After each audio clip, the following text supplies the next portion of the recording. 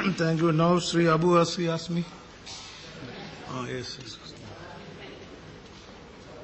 Sir, thank you very much. आपने मुझे मुंबई के विस्फोट बम ब्लास्ट के बारे में बोलने को मुझे आपने समय दिया। सर, 11 जुलाई का जो 7 जगह पे ट्रेन में ये वाकया हुआ, इसकी हर इंसान ने इसकी निंदा की, इसकी मजम्मत की। जितने कड़े लफ्जों में इसकी मजम्मत करना चाहिए, मुझे लगता है कि हर आदमी ने की है। और इस देश के खास तौर से मुसलमानों ने तो ढूंढ कर माइक ढूंढा है, अखबार ढूंढा है कि किसी तरह से मेरा नाम छप जाए। नहीं तो कुछ लोग ऐसे इस देश में बैठे हैं, जब कभी भी कहीं ब्लास्ट होता है, बगैर इंक्वायरी के घंटे 2 घंटे 3 घंटे के अंदर किसी मुस्लिम संगठन या किसी मुस्लिम का आदमी का नाम ले लेते हैं कि ये ब्लास्ट हुआ है। सर, ये बहुत ही सीरियस मामला है, इसमें कोई राजनीतिक नहीं होना चाहिए, मेरा मानना है। ये इसके लिए हम तमाम लोगों को, तमाम पार्टियों को इसके लिए मिलकर लड़ना चाहिए। सच्चाई तो ये है। अरे बोलने दीजिए भाई, आप बोलते रहे, हम लोग सुनते रहे। सर, ये आपने भी अच्छा काम किया है, आपका भी मैं बोलने भी दीजिए, क्या अच्छा काम किया है। नहीं, हम हमेशा अच्छा ही काम करते हैं, हम कभी खराब काम नहीं करते। हम खराब लोगों के खिलाफ हैं। हम इस देश में एकता चाहते हैं। सर, मैं सिर्फ 2-3 बातों करना चाहता हूं। इन्होंने बार बार ये बात कही जाती है कि तमाम देश के मुसलमान आतंकवादी नहीं हैं, परंतु तमाम आतंकवादी मुसलमान ही क्यों हैं। मैं उन तमाम लोगों से सवाल पूछना चाहता हूं आज कि आतंकवाद की परिभाषा क्या है। आप मुझे बता दीजिए कि इस देश के अंदर गांधी जी का मर्डर हुआ था, गांधी जी की हत्या हुई थी, क्या मुसलमान ने की थी। इस देश के अंदर इंदिरा गांधी की हत्या हुई थी, क्या मुसलमान ने की थी। इस देश में राजीव गांधी की हत्या हुई थी, क्या मुसलमान ने की थी। इस देश में माओइस्ट हैं, क्या मुसलमान है। अभी तमाम जासूस इस देश में नक्सलाइट हैं, क्या वो मुसलमान हैं। सर, गुजरात के अंदर 2500 लोग मार दिए, जला दिए गए, ये आतंकवाद नहीं है। तो आपको अगर ये नहीं मालूम है, आप कह रहे हैं सारे आतंकवादी मुसलमान क्यों हैं, तो आप उसमें जोड़ लीजिए। और आपकी जानकारी के लिए, आप जानते भी हैं, इसको आपको बताने की जरूरत भी नहीं है, लेकिन आप जानबूझकर एक समुदाय को चिढ़ाने की कोशिश कर रहे हैं। मैं कहना चाहता हूं कि आपको नहीं मालूम है। हम कह रहे हैं कि अगर इस देश में आतंकवादी मुसलमान है तो गिरफ्तार कीजिए। हम सबसे आगे बढ़कर उसे गिरफ्तार करवाना चाहते हैं, परंतु आप मुसलमान नाम मत दीजिए। हर मजहब के अंदर, चाहे हिंदू मजहब हो, क्रिश्चियन मजहब हो, सिख हो, ईसाई हो, हर मजहब के अंदर लोग पैदा हुए हैं जो अपने मजहब से बगावत करते हैं। हो सकता है तो मुसलमान हो सकता है हिंदू हो सकता है क्रिश्चियन हो, लेकिन उसका किसी रिलीजन से नाम दिखना चाहिए। ये मेरा आपको बोलना है।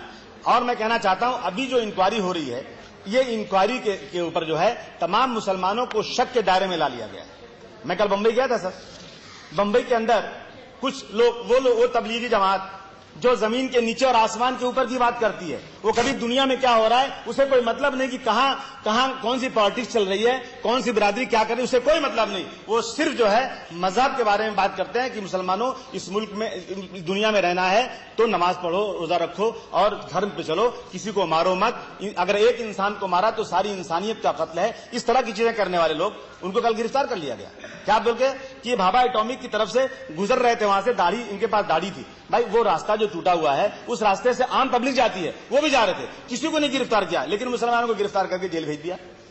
त्रिपुरा गए थे लोग जा रहे, ये जमात हमेशा जाती रहती है और सब इंटेलेक्चुअल लोग हैं, उनको गिरफ्तार कर लिया आपने। बंबई से एटीएस गई, उसको चेक की, उनकी इंसल्ट की गई। और मैं कहना चाहता हूं, कल मैं बंबई गया, मेरे पास कश्मीरी बेचारा आया, रोता हुआ आया कि आसिम भाई, मेरे पास रात को 2:30 बजे आए और मुझे गिरफ्तार कर ले गए, और 2:30 बजे रात से दूसरे दिन 9 बजे, 9:30 बजे तक रखा मुझे, और कहा कि 2 साल तुमको जेल में रखेंगे, 10,000 रुपया मैं दिया हूं तो मैं छूट कर आया हूं।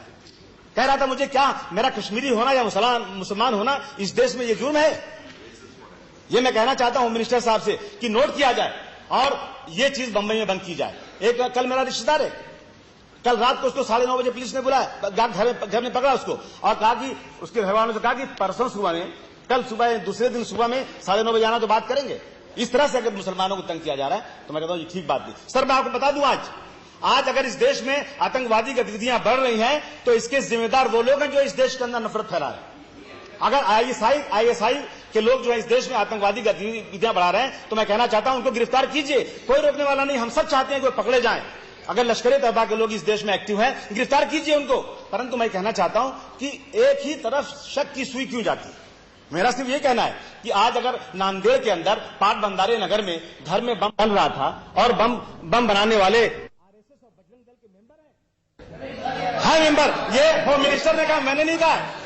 लेकिन मेरा ये कहना है कि सर अगर आप हर चीज पर नजर नहीं डालेंगे तो आप जब से मैं आया हूं, चौथा साल मुझे हो रहा है इस हाउस में, हर बार 5 से 6 बार तो मैंने डिबेट किया इस हाउस के अंदर। फायदा क्या उसे डिबेट करके? हम सिर्फ बात करेंगे, निंदा करते नहीं। अगर बदन में खून खराब है तो आपको खून का इलाज करना पड़ेगा, तब फुंसी आपकी खत्म होगी, वरना आप सिर्फ मलहम लगाते रहेंगे तो फुंसी निकलती रहेगी। आप मलहम लगाते रहिए, कभी उसका इलाज नहीं हो सकता।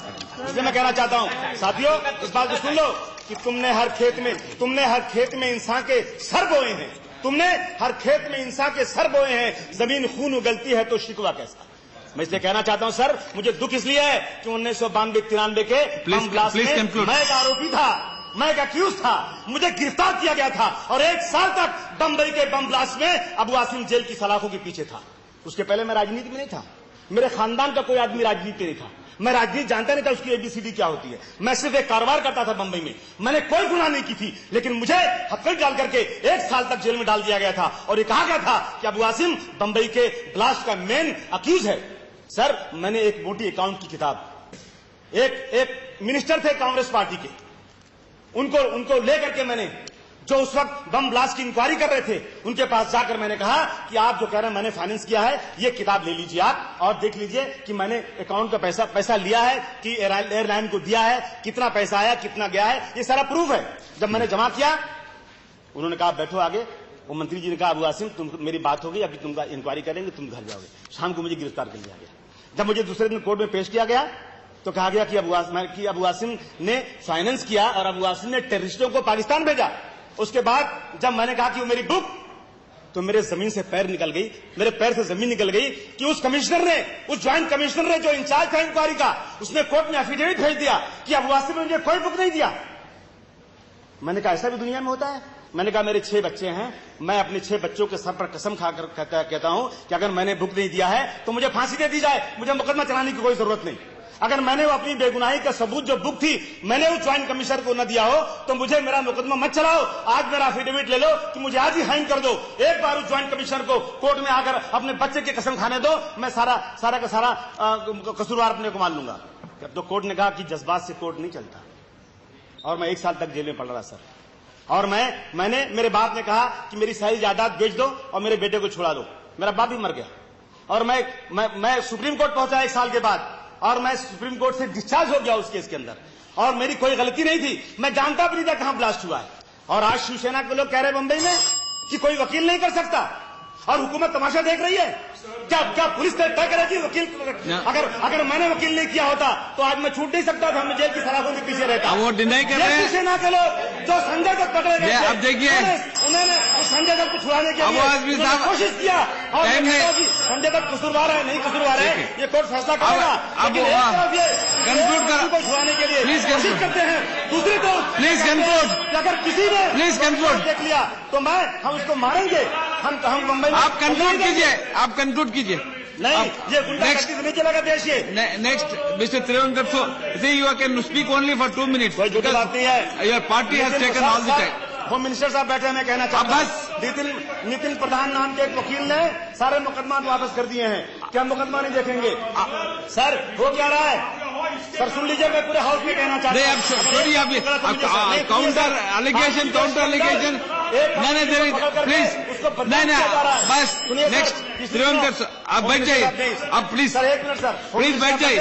घाटकोपर में ब्लास्ट हुआ था, लोग पकड़े। आप देखिए ब्लास्ट पूरी सुनिए नहीं बीमारी you can't use this platform for all these things. You have to only restrict. Please. कहा था कि एक कंडक्टर जो नॉन मुस्लिम है उसने देखा था बस में बम रखते हुए, उसका नाम लिख दिया। कंडक्टर ने कहा मैं सच्चा हिंदू हूं, उसने लेटर लिखा अपने डिपार्टमेंट को, जज को, कि साहब मैं गलत गवाही नहीं करूंगा। पुलिस ने जबरदस्ती मेरा नाम लिख दिया और 2.5 साल वो लोग जेल में रहे। देखिए ये देखिए कहना चाहता हूँ प्लीज आज जो है इंक्वायरी हर सिम्त कीजिए और इसका इलाज पकड़िए। अगर आप इंक्वायरी नहीं करेंगे सच्चा नहीं, बस आप प्लीज सर, मैं कहता हूं नहीं, अगर आप देखिए सचमुच आप ब्लास्ट के ऊपर अबू आसिम देंगे, देखिए तो यू कहना आप नहीं आएगी। यू और कहना कभी भी इस देश के अंदर आपने जो कहना था कह दिया। सर, इसलिए मैं कहना चाहता हूं सर प्लीज प्लीज सर मैं बैठ रहा हूं, आप बैठ जाइए। सिर्फ 2 मिनट आप मुझे 2 मिनट मेहरबानी देखिए, बस आप जो कहना था, आपकी जो भावना थी आपने कर दिया। साथियों कहना चाहता हूं कि मैं हिंदू और मुसलमान को इस मुल्क में एक खूबसूरत औरत की 2 आंख की तरह समझता हूं, और अगर वो औरत एक आंख खराब हो गई तो ये हमारा हिंदुस्तान खूबसूरत, ये बदसूरत हो जाएगा। हिंदू हो या मुसलमान, सिख हो या ईसाई, ये कोई बात नहीं है। ये तो इस देश की प्रॉब्लम है। ये हम सबको सर हम सबको अपनी पार्टी लाइन से उठ करके, खास तौर से बंबई के रहने वालों से मैं कहना चाहता हूं कि पुलिस की ड्यूटी नहीं, बल्कि हम सब इस ड्यूटी को आज से लें कि आज हम ट्रेन में बैठे तो हम सब देखें कहां क्या हो रहा है। हम आजू बाजू में देखें तो हम इसको देखें, तब ये गतिविधि खत्म हो सकती है, आतंकवादी गतिविधि खत्म हो सकती है। प्लीज मैं एक शेर सुनाता हूं आपको सर। शेर बहुत ये लाल हरे पीले गुलाबी बैगनी और सफेद फूल खिलते हैं तो बनती है बहार गुलसिता। ये लाल हरे पीले गुलाबी बैगनी और सफेद फूल खिलते हैं तो बनती है बहार गुलसिता। ये हिंदू, ये मुस्लिम, ये सिख, ईसाई और पारसी भी जब साथ चलते हैं तो चलता है मेरा हिंदुस्तान।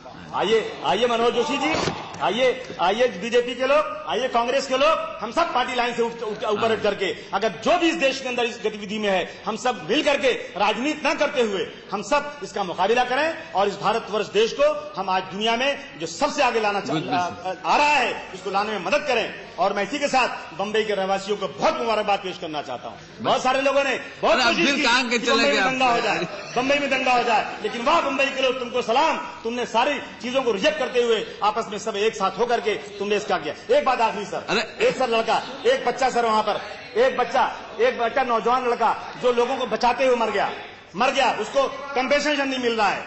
राठौर नाम का बच्चा है, आप एमपी हैं, लिखिए, मिलता है। सबको बचा रहा था, मरे लोगों को निकाल रहा था। मैं चाहता हूं इस हाउस से कि सब लोग उसके लिए जो रेलवे से कंपेंसेशन मिल रहा है उसको कंपेंसेशन दिला दिया जाए। वो बहुत गरीब बच्चा है सर। धन्यवाद सर। मुझे बहुत बोलना था लेकिन आपने रोक दिया, इससे मैं क्या करूं।